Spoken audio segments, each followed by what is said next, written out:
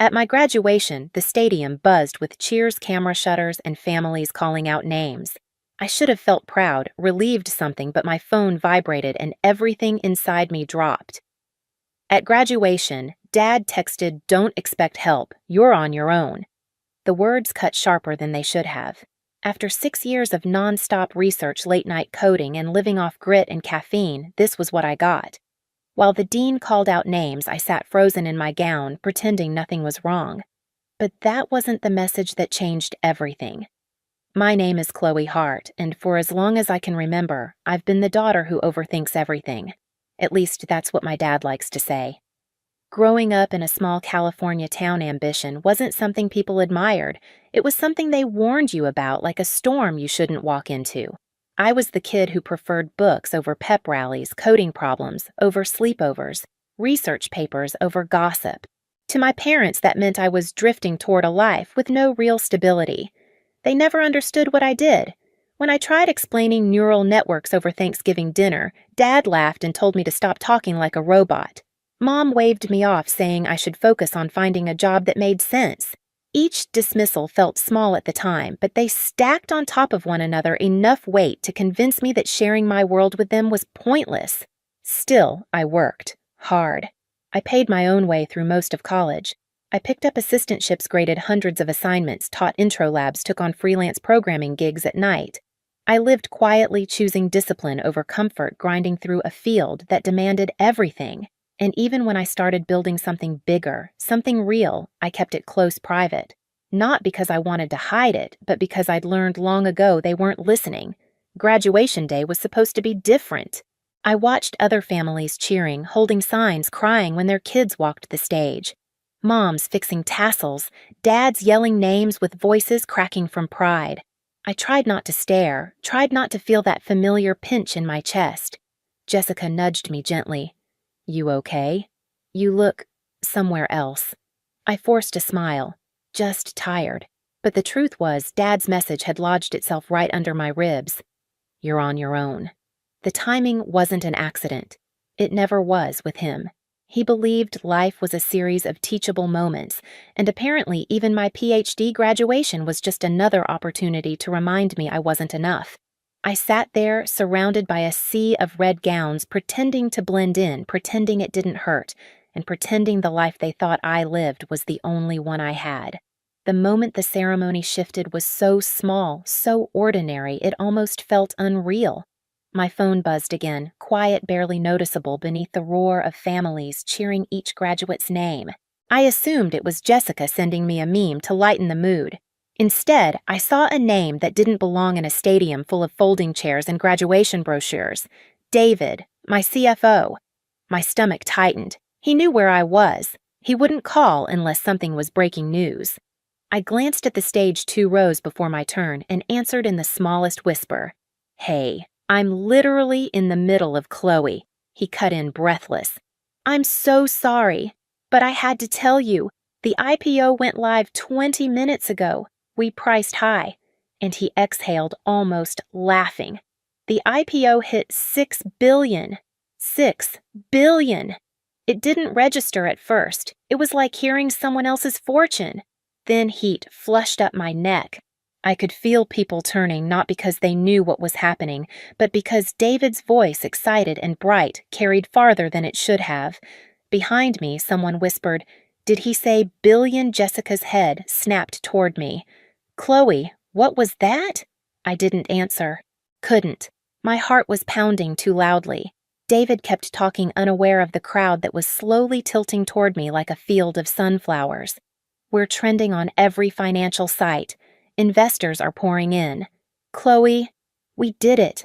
The word hit harder than the numbers. For years, I'd hidden the company behind long nights, research meetings, silent work. And now, in the middle of the one place my parents believed I didn't belong, my secret life had burst into the open. I whispered, "David, people can hear you," but it was too late. His final line cut through the ceremony like a strike of lightning. "Everyone's calling you the youngest tech billionaire in the country." That was the moment everything around us shifted. Conversations stopped. A few parents actually stood up to look. I heard at least 3 phones start recording. The air felt electric, humming with disbelief. Then Jessica grabbed my arm. "Everyone heard," she whispered. "Everyone." And that was when I saw them, my parents, pushing through the rows, their expressions sharp, ready to lecture, to scold, completely unaware of the storm they were walking into. If Dad's text had cut me earlier, what was coming next would slice through everything he thought he understood about me.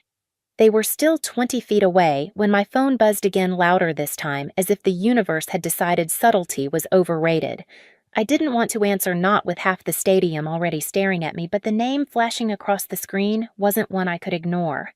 Maria, our head of PR. I brought the phone to my ear, turning slightly so my parents wouldn't see the panic rising in my face. "Maria now really isn't Chloe. I know you're at graduation, but listen," she said, her voice clipped and urgent. "Every major outlet is requesting interviews. Business Daily wants a sit-down tonight. We've already been contacted by morning shows. Your name is everywhere." My breath hitched. "Maria, keep your voice down," but she didn't. "They're calling your valuation unbelievable. 6 billion and climbing. This is historic."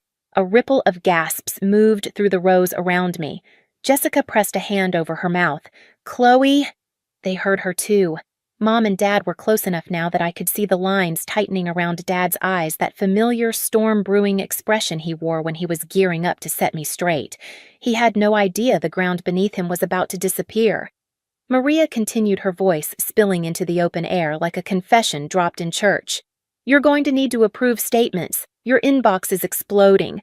Multiple universities want partnerships. This is huge, Chloe." I closed my eyes for a moment, not to block the noise, but to process how fast my 2 lives were colliding. The private world I'd built in silence, brick by careful brick, was no longer private. My parents, the last people I wanted hearing any of this out loud, were now stepping directly into the fallout. I forced a thin whisper. "Maria, I'll call you back." But when I lowered the phone, people were still staring. Phones still pointed. Some were even smiling, excited to witness a story they'd probably repeat for years. I was there when... And my parents. They stood barely 2 feet away now. Mom looked thrown off balance, scanning the faces around us. Dad's expression was harder, confused, irritated, trying to piece together what he'd just walked into.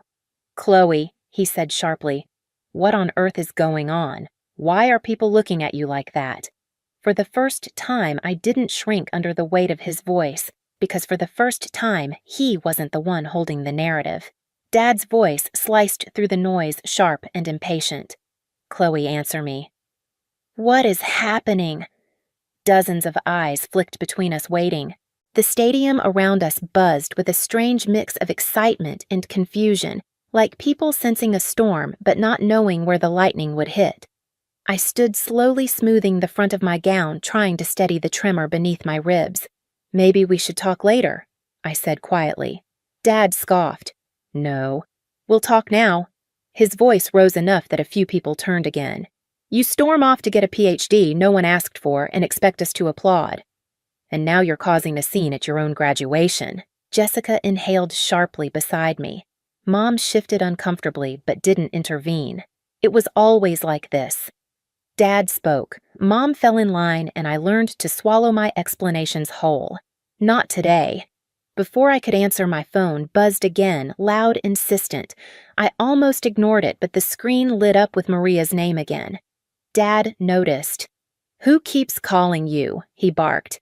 "Is that another one of your little campus jobs, Chloe? You can't avoid real responsibility forever." A laugh, small, bitter, escaped my chest before I could stop it. "Dad, that's not who's calling." He frowned. Then who I didn't answer with words. I answered by hitting speakerphone. Maria's voice burst out bright and unmistakably energized. "Chloe, the valuation just jumped. We're past 6.2 billion. Investors are pushing the projection even higher. Also, you need to prepare for the press. They've already named you one of the youngest self-made tech billionaires in the country." Silence. Silence so heavy it pressed against my skin. Maria kept going, unaware she'd just detonated a bomb in the middle of the graduation ceremony. Board members are thrilled. Multiple agencies reached out about contracts. And the foundation wants confirmation that your donation will still be announced this month, Maria. My voice shook. You're on speaker. A beat. Then, oh God. Okay. Well, hi, someone in the crowd actually laughed. Dad's face drained of color. His mouth opened, closed, opened again. Mom clutched her purse so tightly her knuckles went white. I ended the call, lowering the phone. The air around us vibrated with whispers. Did she say billionaire? How old is she? That's her dad. Dad swallowed hard voice, suddenly thin. Chloe, what? What was that? There it was, the question he'd never asked me in years. Not, why aren't you normal, or when will you get a real job? But the simplest one, what do you actually do? I looked at him, really looked at him. You texted me this morning telling me I'm on my own, that I shouldn't expect help. I held his gaze. Dad, I haven't needed your help for a long time. His brow furrowed confusion, battling with pride and something like fear. I don't understand. I know, I said softly, because every time I tried to tell you about my work, you shut me down. You thought I was wasting my life. You never listened long enough to see what I was building. Mom finally spoke, her voice trembling. Chloe, sweetheart, we didn't know. I know you didn't, I replied, because you never asked. A wave of murmurs moved through the crowd. Dad shifted, visibly uncomfortable under strangers' eyes. I reached into my bag and pulled up several entries on my banking app, the anonymous payments, the help with bills, the support I'd quietly sent home over the last 4 years. I turned the screen toward them. These were me, I said. All of them. Mom covered her mouth. Dad leaned in, squinting. You paid these? Yes.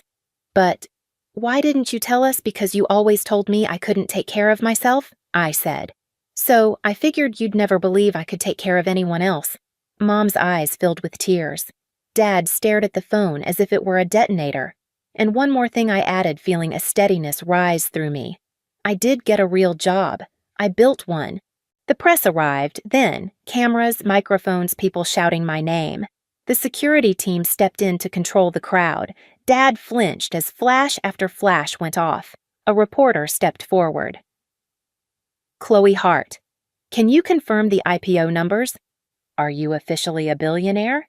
Dad turned toward me slowly, expression collapsing.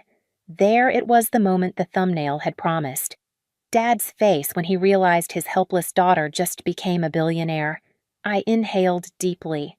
I didn't want revenge that humiliated him. I wanted truth. So I spoke clearly, without anger, without triumph. Yes, I said. The company I founded reached a valuation of over $6 billion today. And yes, that means I'm independently stable and have been for years. A collective gasp rolled across the graduates nearby. The reporter pressed forward. And your parents? How do they feel about your success? I could have said anything. I could have thrown them under the bus. But revenge isn't violence, it's clarity. They're here today, I said. And we're all still processing. But I know they care. And I know they'll understand my work one day. Mom started crying quietly. Dad's throat bobbed as he fought for words. Chloe, he whispered. I don't know what to say. You don't have to say anything right now, I replied. We'll talk, privately. He nodded slowly, the weight of every assumption he'd ever made settling onto him like a collapsing roof. As security ushered us toward a quieter area, the press still calling after us, I realized something monumental. The power dynamic I'd lived under my entire life, the one where Dad's disappointment defined me, was gone. Not because I'd become a billionaire, but because truth finally had a voice louder than his judgment. Security guided us to a shaded corner near the stadium entrance, far from cameras, far from the crowd still buzzing with the headline they'd just witnessed. The quiet felt strange, almost hollow after the storm of attention. Dad sat down first, elbows on his knees, hands clasped like he was praying. Mom stood beside him, eyes red mascara smudging at the edges. For the first time in years, neither of them looked like they were preparing a lecture. Chloe, Dad finally said, voice rough. I owe you an apology. A real one. He lifted his head, meeting my eyes with something I'd never seen on him before: uncertainty. I thought I was pushing you toward stability. I didn't realize you'd already built more stability than I ever had. Mom wiped her cheek. We were wrong about your work, about your strength, about everything. Their remorse didn't erase the hurt, but for once I didn't feel invisible. I felt heard fully, finally. I'm not angry, I said quietly, just tired. Tired of being treated like I don't know what I'm doing. I've been standing on my own for years. I just wanted you to see me. Dad swallowed, nodding slowly. We do now. And we're proud of you. Not because of the money, God, not that. Because you didn't give up on yourself even when we didn't understand. The words landed gently, without grand gestures or excuses. No guarantees either, just the beginning of accountability. We walked back toward the ceremony together, still uneasy, still imperfect, but no longer pretending. Something had shifted. Maybe not enough to rewrite our past, but enough to change our future. When I finally stepped back into the sunlight, the ceremony still humming around us, I felt different, not because of the IPO, not because cameras had shouted my name, but because I'd stopped shrinking to fit their expectations. I'd spent years trying to earn a pride they weren't ready to give. Turns out I didn't need their permission to succeed. I only needed the courage to stand as who I really was. If you've ever been underestimated by your own family, you're not alone. Share your story in the comments and hit subscribe so you don't miss the next one.